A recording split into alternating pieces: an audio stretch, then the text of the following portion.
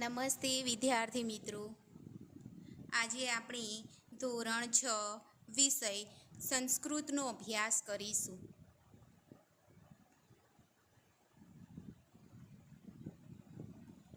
પાઠ્યપુસ્તકનું પાના નંબર 24 પર આપેલ કરોતી એટલે કરે છે પાઠ વિશે આજે આપણે ભણવાના છીએ. 7મું પ્રકરણ. વિદ્યાર્થી મિત્રો, દિવસ દરમિયાન વ્યક્તિ વિવિધ ક્રિયાઓ કરતો રહે છે. કરો છો ને તમે? ખાઓ છો, દોડો છો, પીવો છો, સૂવો છો, નાહો છો, બરાબર. વાક્યમાં ક્રિયા દર્શાવતા પદને ક્રિયાપદ કહેવાય.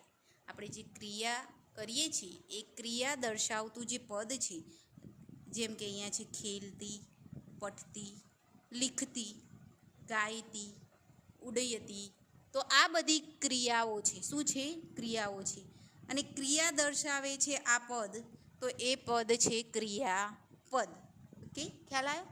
તો આવા ક્રિયાપદોનો તમે જીવનમાં વ્યવહારમાં ઉપયોગ કરી શકો એ હેતુથી આ પાઠ આપણને પાઠ્યપુસ્તકમાં આપવામાં આવેલો છે, જે તમારે આજે ભણવાનો છે. બરાબર છે? આ બધી આ ક્રિયાઓ જે છે એને આપણે સંસ્કૃતમાં કઈ રીતે બોલીશું એ તમારે સમજવાનું છે આ પાઠની અંદર. ખ્યાલ આવ્યો દરેકને?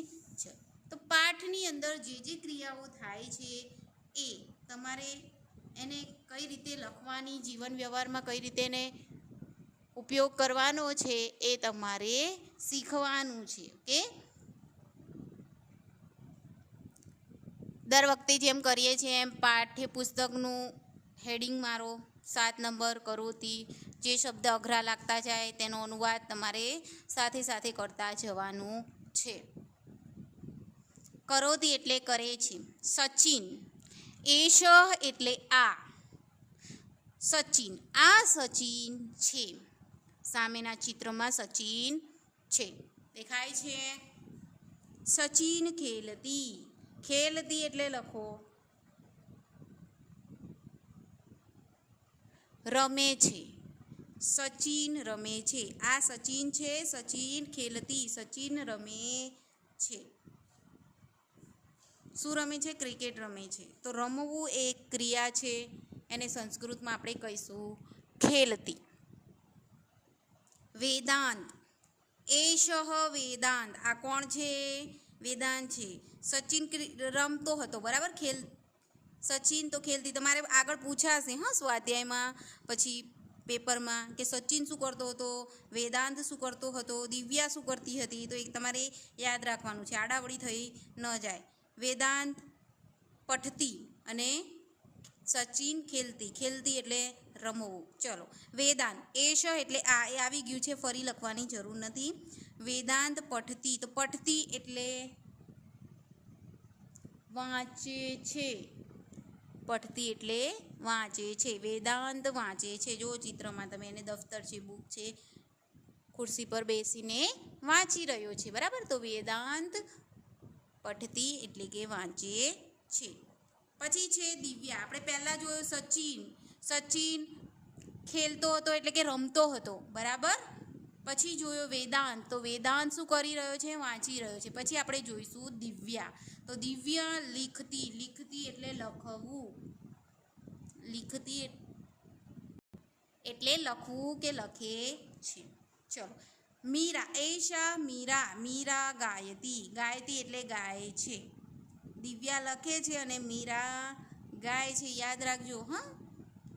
મીરા ગાયતી. ગાયતી એટલે લખો, ગાવું, ગાય છે, બરાબર. એ ક્રિયા છે. ગાવું એ પણ ક્રિયા છે. લખવું એ ક્રિયા છે. વાંચવું એ ક્રિયા છે. રમવું એ ક્રિયા છે, બરાબર. તો મીરા છે એ ગાઈ રહી છે. ચિત્રમાં તમે જુઓ, મીરા માઇક લઈને ગાઈ રહી છે, બરાબર.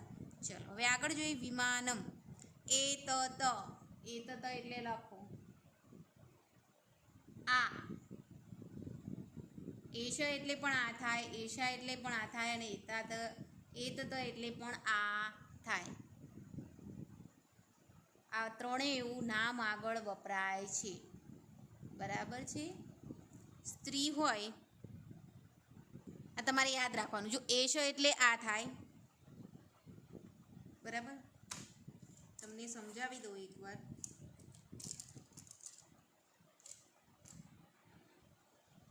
જો અહીંયા આપ્યું છે એશ, એટલે પણ એનો અર્થ થાય છે આ. બરાબર. પછી એશા, એનો અર્થ પણ થાય છે આ. અને પછી છે એ ત, એનો અર્થ પણ થાય છે આ. પરંતુ આ એશ છે એ પુલ્લિંગ માટે વપરાય છે, એટલે છોકરાઓ માટે, છોકરાઓના નામના આગળ. બરાબર. પુરુષ નામ આગળ, પુરુષ નામ આગળ, નામની આગળ ત્રણેય એવું લગાય છે. બરાબર, નામની આગળ. પરંતુ એશ એ પુરુષના નામ આગળ, એશા એ સ્ત્રી નામની આગળ લખી કાઢજો હો, નોટમાં યાદ ન રહે તો. અને એતત એ નપુ નામ આગળ, નપુસંગ નામની આગળ. ત્રણેય નામની આગળ જ લખાય છે, પરંતુ કયા કયા નામની આગળ લખાય છે એ ખાસ યાદ તમારે રાખવાનું છે. લખી લો. તો આનો ક્યારે ને કઈ રીતે ઉપયોગ કરવો હોય તમને ખ્યાલ આવી જાય. બરાબર. ચલો, આપણે ક્યાં હતા? એતત. એતત એટલે આ. વિમાનમ એ સ્ત્રીલિંગમાં કે પુલ્લિંગમાં આવતું નથી વિમાનમ, એટલે એના માટે આપણે એતત વાપર્યું. બરાબર. વિમાનમ એટલે વિમાન.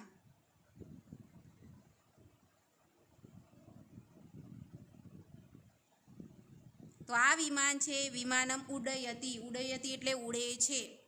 ઉડયતિ એટલે ઉડે છે. લખાઈ ગયું. આ વિમાન છે, વિમાન ઉડે છે. કે ચલો હવે આગળ જોઈએ આપણે. વિવેક, એશ વિવેક. જો અહીંયા પુલ્લિંગ છે એટલે પુરુષલિંગ છે, તો એશ વિવેકની આગળ લખાયું એશ. સ્ત્રી હોત તો એશા આવત. બરાબર. એશ વિવેક. વિવેક પશ્યતિ. પશ્યતિ એટલે જોવું, એ પણ એક પ્રકારની ક્રિયા છે. તો પશ્યતિ એટલે જોવું. એ જ રીતે ગચ્છતિ એટલે જાવું, જાય છે. બરાબર. તો આ વિવેક છે અને વિવેક જોઈ રહ્યો છે. ચલો હવે આગળ જોઈએ. કપિલ, એશ કપિલ. આ કપિલ છે. કપિલ ક્ષિપતિ. ક્ષિપતિ એટલે લખો ફેંકવું, ફેંકે છે. જો દડો ફેંકી રહ્યો છે તો કપિલ ક્ષિપતિ. યાદ રાખજો હો, ક્ષિપતિ એટલે ફેંકે છે. લખી કાઢો. આ કપિલ છે. કપિલ પછી કૌંસમાં લખો દડો, કૌંસ પૂરો, ફેંકે છે. બરાબર. કપિલ દડો ફેંકે છે. પછી છે મયુર. એશ મયુર. મયુર શૃણોતિ. શૃણોતિ એટલે સાંભળે છે. શૃણોતિ એટલે સાંભળે છે. આ મયુર છે, મયુર સાંભળે છે. નિશા, એશા નિશા. જો સ્ત્રીલિંગમાં એશા. નિશા વદતિ. વદતિ એટલે બોલવું. શૃણોતિ એટલે સાંભળવું. વદતિ એટલે બોલવું. લખ્યું? ઓકે. આ નિશા છે, નિશા બોલી રહી છે. નિશા બોલે છે. તો અહીંયા દરેક પ્રકારની ક્રિયા થઈ ગઈ. એમાં કયા કયા વ્યક્તિઓ હતા? પહેલો હતો સચિન, જે રમી રહ્યો છે, યાદ રાખવાનું. બીજું છે વેદાંત, જે શું કરી રહ્યો છે? પઠતી એટલે વાંચી રહ્યો છે. પછી દિવ્યા લખી રહી છે. મીરા ગાઈ રહી છે. પછી આ વિમાન છે, વિમાન શું થઈ રહ્યું છે?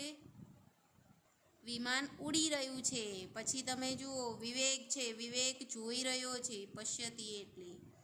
કપિલ છે, કપિલ દડાને ફેંકી રહ્યો છે, તો ફેંકવાની ક્રિયા થઈ રહી છે. આ મયુર છે, તો મયુર શૃણોતી એટલે સાંભળી રહ્યો છે. અને વદતી નિશા, નિશા વદતી એટલે નિશા બોલી રહી છે.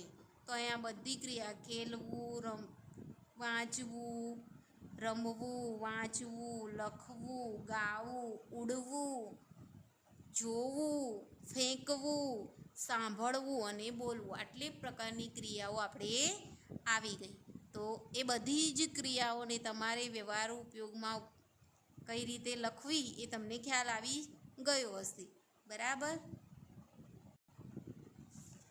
પાઠ્યપુસ્તકનું પાના નંબર 26 પર આપેલ ટિપ્પણીમાં બધી જ ક્રિયાઓ આવી ગઈ. જુઓ, ખેલતી એટલે રમે છે, ચલતી એટલે ચાલે છે, લીખતી એટલે લખે છે, પશ્યતી એટલે જુએ છે, પઠતી એટલે વાંચે છે, ક્ષિપતી એટલે કે ફેંકે છે, વદતી એટલે બોલે છે, ગાયતી એટલે ગાય છે, અને શૃણોતી એટલે સાંભળે છે, ઉડયતી એટલે ઉડે છે.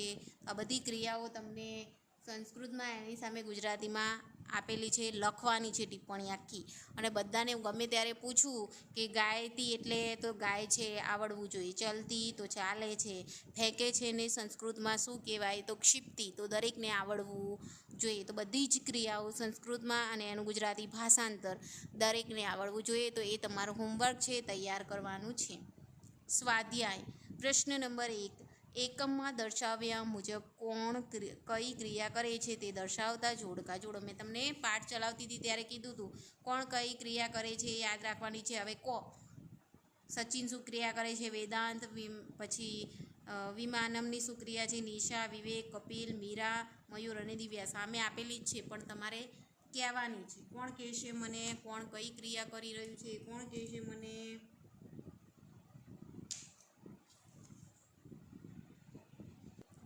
ચાલો, સચિન શું ક્રિયા કરે છે? ખેલતી. બરાબર. અહીંયા નંબર આપેલા નથી પણ હું તમારે એને સાચો જવાબ સચિનની સામે ખેલતી લખવાનું છે. શું લખવાનું છે? ખેલતી. પણ હું અહીંયા ક્રમ આપું છું. બરાબર. તમારે ક્રમ નથી આપવાના. 2 નંબરનું. વેદાંત શું કરે છે? પઠતી. પઠતી. વેદાંત પઠતી એટલે વાંચે છે. વિમાનમ ઉડયતી.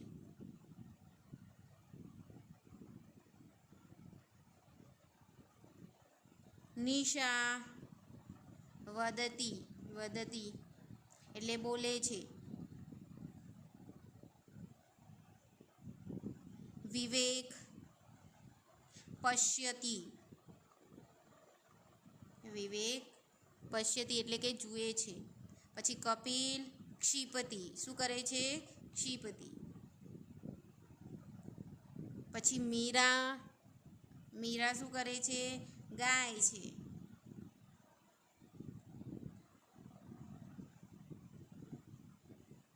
મયુર. મયુર શું કરે છે? શૃણોતી એટલે સાંભળી રહ્યો છે. અને દિવ્યા લીખતી એટલે લખી રહી છે. બરાબર. તો આ પ્રમાણેના જવાબ છે. તમારે પહેલો પ્રશ્ન નોટબુકમાં અ વિભાગની સામે ખરું જે છે 2 નંબરનું ખેલતી, તો એ 2 નંબરનું સચિનની સામે, વેદાંતની સામે 5 નંબરનું પઠતી, તો પઠતી આવશે. બરાબર. એ રીતે તમારે લખવાનું.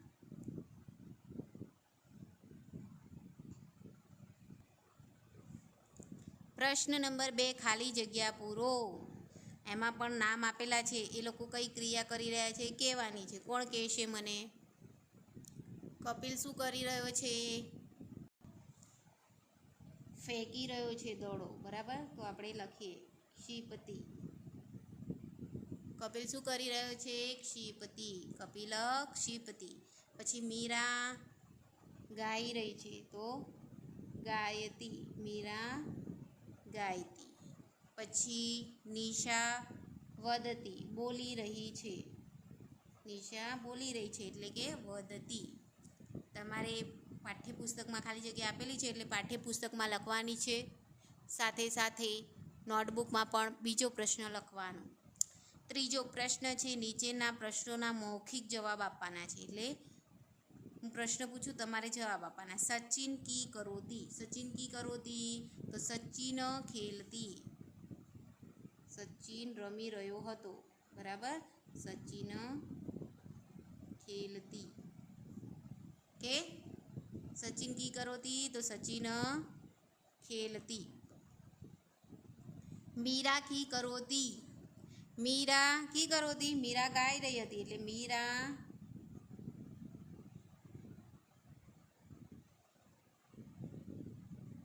ગાયતી. દિવ્યા કી કરોતી, તો દિવ્યા લીખતી, લખી રહી હતી, તો દિવ્યા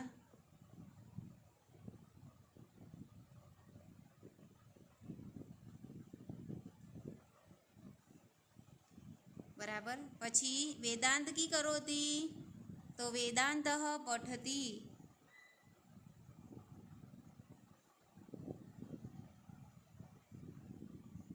બરાબર થઈ ગયું.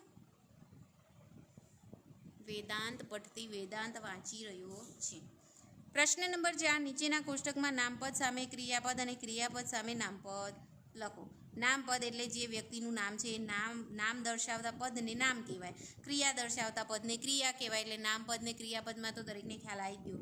ગાવું, રમવું, ખાવું, સૂવું, બેસવું, નાવું, આ બધી ક્રિયા છે. બરાબર. અને નામ વિવેક, નિશા, મયુર, દિવ્યા, કપિલ, વેદાંત, સચિન, આ બધા નામ છે, એ નામપદ છે. ઓકે, નામ દર્શાવતા પદ છે તો નામ. બરાબર. ચલો, વિવેક, તો વિવેક શું કરી રહ્યો હતો? પશ્યતી એટલે કે જોઈ રહ્યો હતો. તો વિવેક પશ્યતી, એનું નામ પદ આપેલું છે, આપણે ક્રિયાપદ લખી. બરાબર. હવે ગાયતી, ગાવાની ક્રિયા કોણ કરી રહ્યું હતું? તો મીરા. મીરા ગાયતી. વિમાનમ, વિમાન શું કરી રહ્યું હતું?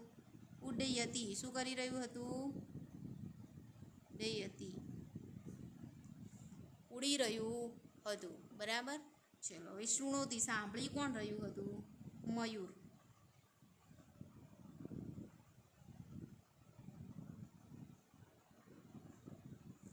પછી નિશા શું કરી રહી હતી?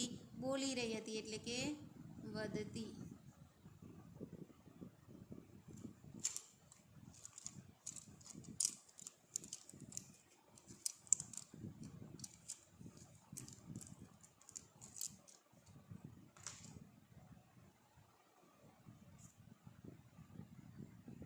તો આ પાઠ્યપુસ્તકમાં લખી લો અને નોટબુકમાં પણ લખવાનો છે. પ્રશ્ન નંબર 4. હવે આપણે જોઈશું પ્રશ્ન નંબર 5, 28 નંબરના પેજ ઉપર. નીચે આપેલું ચિત્ર જોઈ તેના આધારે ચિત્રની નીચે આપેલા પદોનો ઉપયોગ કરી વાક્ય રચના કરો. અહીં આપણને એક ચિત્ર આપેલું છે, એના નીચે ક્રિયાઓ આપેલી છે, જે ક્રિયા ચિત્રમાં થઈ રહી છે. ખેલતી, ધાવતી, પીબતી, ક્ષિપતી, વધતી, શૃણોતી, પઠતી, લીખતી, પઠતી, પશ્યતી, ઉડયતી. બરાબર. તો વિદ્યાર્થી મિત્રો, અહીંયા અમુક એવી પણ ક્રિયાઓ છે જે પાઠમાં નથી. જેમ કે ધાવતી એટલે દોડવું, પીબતી એટલે પીવું. બરાબર. બીજી કઈ નહોતી? બસ આ બે નહોતી, જે ક્રિયાઓ આપણે હવે આ ચિત્રની અંદર એડ કરીશું. ચલો, હવે ચિત્રનું સૌપ્રથમ તો આપણે વર્ણન કરીશું. ચિત્રમાં શું શું છે, કોણ કોણ છે અને કઈ કઈ ક્રિયાઓ. અહીંયા આપણને બાળકો આપેલા છે પણ એમના નામ આપેલા નથી, જે આપણે લખવાના છે. બરાબર. નામ અહીંયા એક ખાલી આપેલું છે, રોનકનું નામ. બરાબર. જે ખેલતી, રોનક ખેલતી, તો એ છોકરાઓ 3 છોકરાઓ રમી રહ્યા છે. બરાબર. તો આપણે એ રોનકનું આવી ગયું, આપણે બીજા નામ એડ કરતા જવાનું છે. એક છોકરી લખી રહી છે, એક છોકરો ગાઈ રહ્યો છે, એક છોકરો વાંચી રહ્યો છે, એક છોકરી પાણી પી રહી છે, એક છોકરી રેડિયો સાંભળી રહી છે, છોકરો બેટિંગ કરી રહ્યો છે, એક દડો ફેંકી રહ્યો છે, અને એક છોકરો ઊભો છે, ફિલ્ડિંગ કરી રહ્યો છે. શાળાનું ચિત્ર છે, વિમાન ઉડી રહ્યું છે, ઝાડ દેખાય છે આપણને, ટેબલ છે, ખુરશી છે. બરાબર.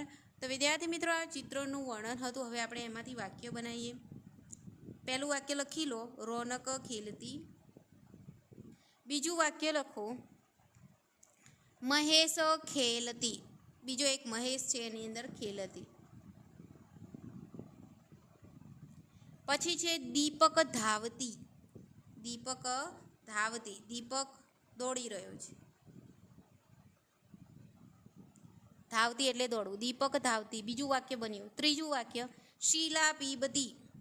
શીલા પીબતી, શીલા પાણી પી રહી છે. નરેન ક્ષિપતિ. નરેન ક્ષિપતિ એટલે કે ફેંકી રહ્યો છે. અનિલ વદતી. અનિલ વદતી, બોલી રહ્યો છે. વદતી એટલે બોલવું, બોલવુંમાં આવશે. બરાબર. નરેન અનિલ વદતી. રમા શૃણોતી. રમા શૃણોતી એટલે સાંભળી રહી છે. પૂજા લીખતી. નીરવ પઠતી. આ નામ તમે તમારી રીતે બીજા નામ આ નામ ના લખો હોય, બીજા લખો હોય તો ચાલે, પણ હું બોલું છું એ જ લખો એટલે તમને.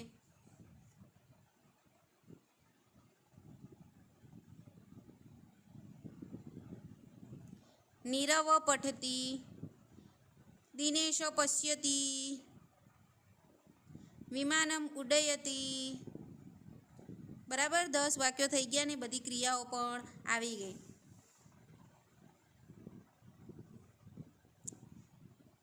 એ જ રીતે અહીંયા એક બીજું ક્રિયા આપેલી છે જે પાઠમાંય નથી, ચિત્રમાંય નહોતી. કઈ? ખાધતી એટલે ખાવું.